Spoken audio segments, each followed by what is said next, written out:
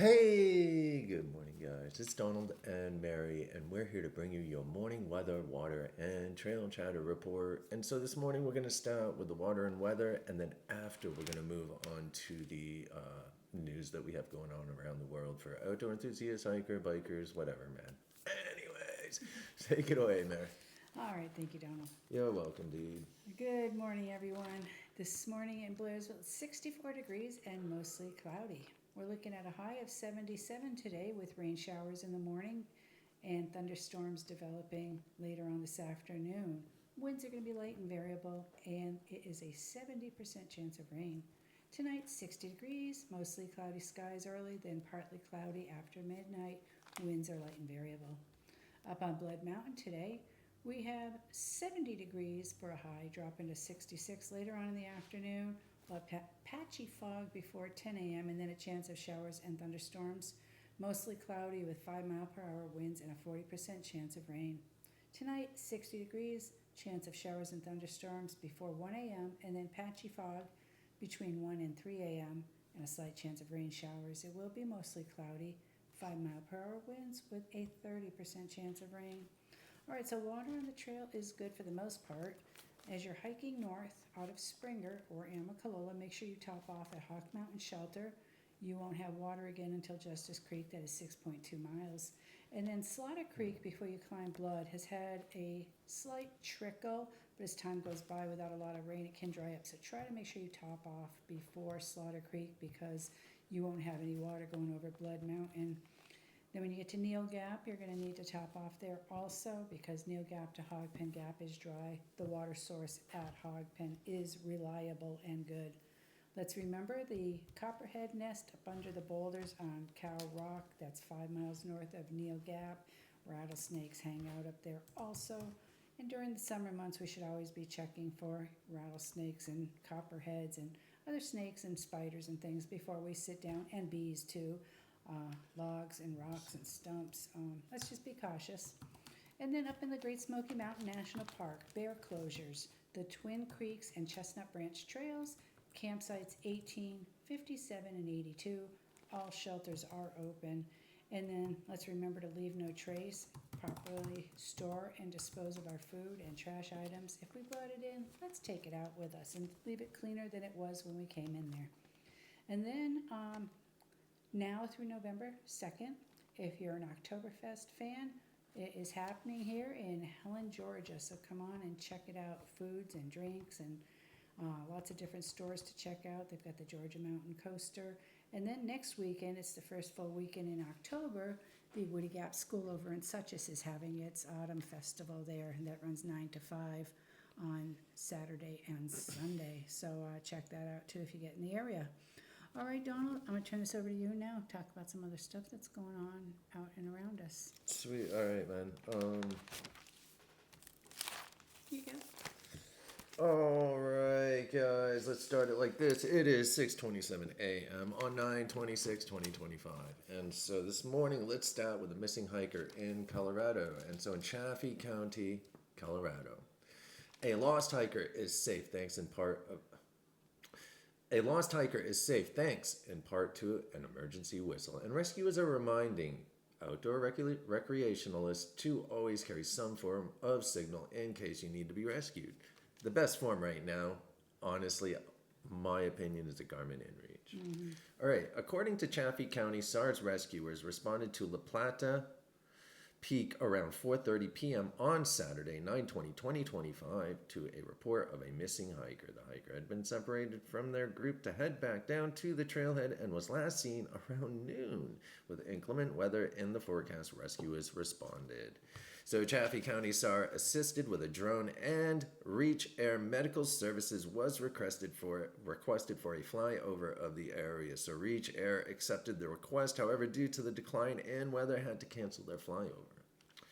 So one of the ground teams reported hearing a whistle in a drainage area east and below the standard route. The team investigated the sound, and the hike was found 30 minutes later. Thank the Lord. Yes, definitely. Man, they're people are getting found in those drainage ditches a lot, man. All right, and so let's go on to New York rescue unprepared hikers. Two inexperienced New York hikers got themselves into a pinch last week while attempting to bushwhack off-marked trails in the Adirondack High Peaks wilderness. So the pair, a 32-year-old and a 36-year-old, both from New York, had planned to scale Dial Mountain via Gravestone Brook, a steep, strenuous 18-mile bushwhack route with an elevation gain of 4,100 feet. But shortly after 4 p.m. on 9/20/2025, they called New York State Department of Environmental Conservation forest rangers to say they were lost and unable to move in the thick spruce forest somewhere on the south side of the Bear Den Mountain. The hikers informed the rangers they had no experience bushwhacking. Furthermore, they had no map, no compass, no headlamp, no extra layers. And for some reason, they had not planned how they would return to their car after reaching the summit of Dow Mountain. It can be pretty dangerous. Yeah. And so rangers bushwhacked into the forest following Leech Trail until they found the lost hikers hours later. They provided them with food and water headlamps and assisted them to the Round Trail Pond head. To the Round Pond Trailhead by 10 p.m. Now, there's no further information. I'm glad that they were able to locate the bushwhackers and guide them That's right.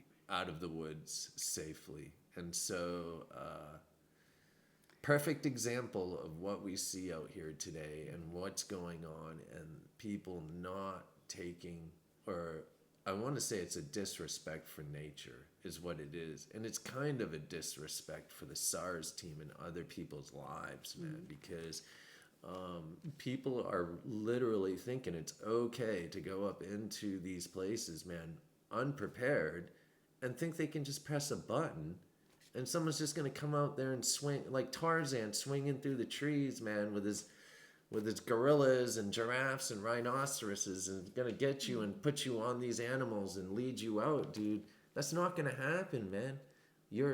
People are risking other people's lives, man. They're risking their own lives, man. Anyways, Sounded like they definitely did not belong there. And, 4,100 elevation gain, that's a lot. well, right. I apologize. What's that? No, that's just a lot. And to be so unprepared, getting up there and admitting they had no idea about the plan to get out of there, it turned out well. It could have been a whole lot worse. And hopefully they learned something so their next trip will be a lot safer and better. That's right, dude. And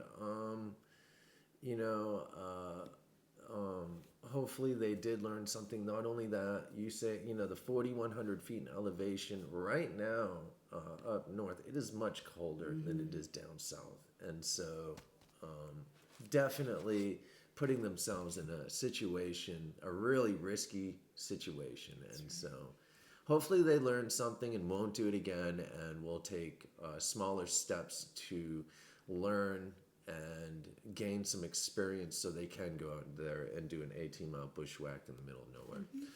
All right, and so let's move on to the end, and 2 thumbs up for the people that went in and assisted. That's right. So it takes some strong people to get in there and push off a couple, like 10 miles in 3 hours or something, man. You know what I mean, dude? That's 3 miles per hour, 3 mile per hour, man. So anyways, man, you gotta be a powerful hiker to do that shit, man. Especially bushwhacking it, dude. They're like bushwhacking it, locating these cats, man. So definitely 2 thumbs up.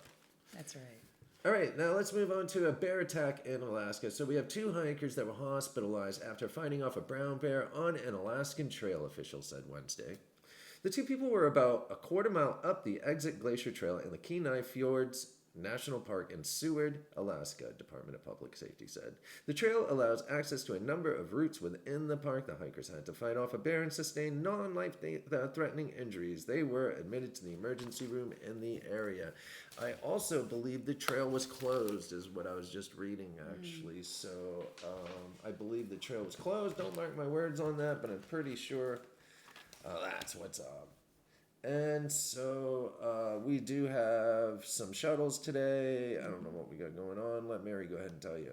All right, well, I have a hog pen to Gooch. Boom. And here to Springer. Oh yeah, that's right. We got someone And parking at the house. Jordan has a Unicoi to Hightower. Oh yeah. And then he's going to Atlanta to pick up a rider and get him back to Blairsville. And he went to Knoxville last That's night. right, We had he a did. BMT hiker that was looking to get off trail and Reliant, and so that's over by the Echo Gorge. If no one knows, man, it's over by Thunderhead or Thunder Rock or whatever. Anyways, so is it Thunder Rock or Thunderhead? I think it's, if you Thunderhead? hadn't asked, I think it's Thunder Rock. Yeah, I can't remember. Because I always but want it's to right call on it the Echo. Thunderhead, and I think it's Thunder Rock. Yeah, man. I think Thunderhead is in the Smokies, man. We got this shit mixed up after a while. You know, you got 10 Fats Gaps and 10 Right. Swag of the Blue Ridges and shit, dude. And Unicoi Gaps. Unicoi, yeah, and that's different another places, one, dude. different trails. Yeah, So you have to be yeah. making sure you're asking these people the That's proper right. questions. I know Right. years ago, Right. somebody was talking about Unicoi Gap to something, and it's like, you want to go from Unicoi Gap, Georgia, all the way over to, that's not even on the AT, and it's like, that's the BMT. Right, yeah. You know, so that's what they were talking about. And it wasn't a shuttle with us, but this was something I was told by someone else. And Yeah. you got to make It's sure you're very asking important to questions. ask questions and make sure that people know, like Deep Gap, North Carolina, there's actually two of them. There's one over by Black Mountain, which is over by Asheville, which is several hours away from the actual Deep Gap, which is mile 85 of the Appalachian Trail. So what we do is to ensure that people know what's up, man.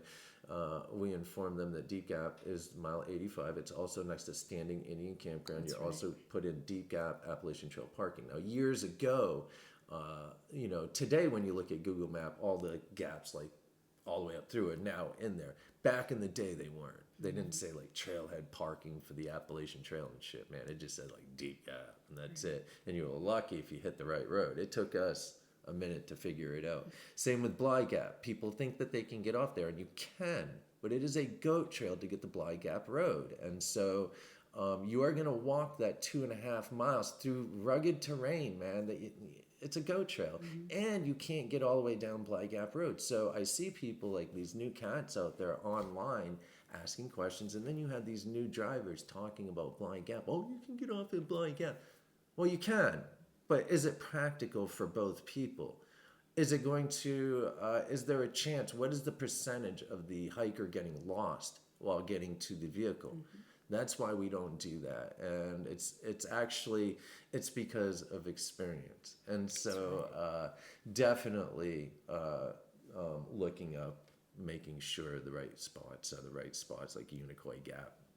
North Carolina on the BMT is not the same as mile 52 here in Georgia That's on the right. AT. So, yeah, anyways, Quite a distance. yeah, and so, today we'll have all that going on. Jordan went to Knoxville last night, picked up in Reliance, man. Didn't get home till probably 1 a.m., and then he'll be back up today pushing big miles. This weekend we have some huge miles going on, so we'll be all over the place.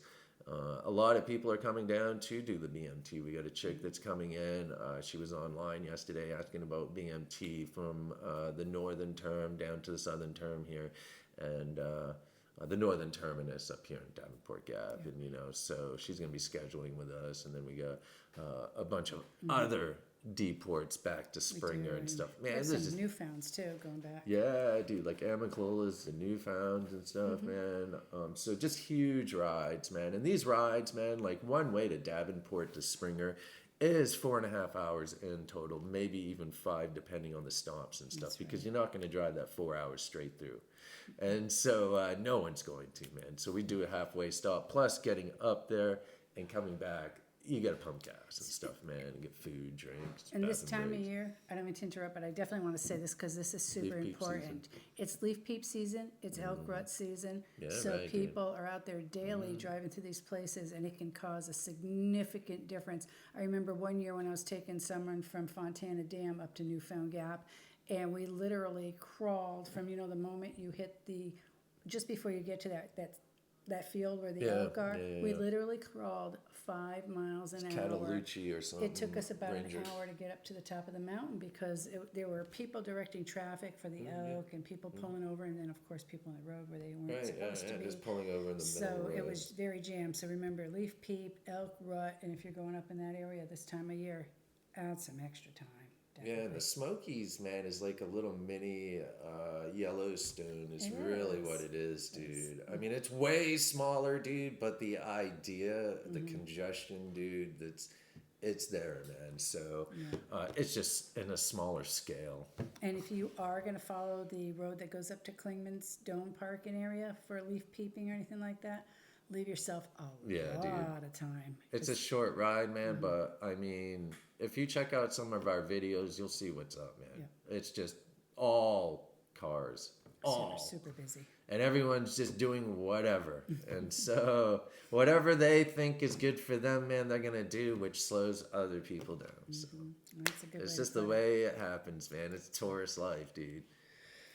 And so, anyways, let's go ahead and what else we got going on today? That's about what I know so far. I'm going to try to get some other stuff done once the shuttles are finished. You know, unless something else comes in, of course, and start planning and prepping for the new year because that's coming up really fast. It is, guys. Exciting. Spirit fingers. All right, you ready? Yes, I'm ready. All right, kids, man. Give us a jingle if anyone needs anything at all, man. One love. Thank you so much for supporting Mary and I Definitely. and Jordan That's and Biscuit. Oh, yeah, biscuit. All right, guys. One love. Peace.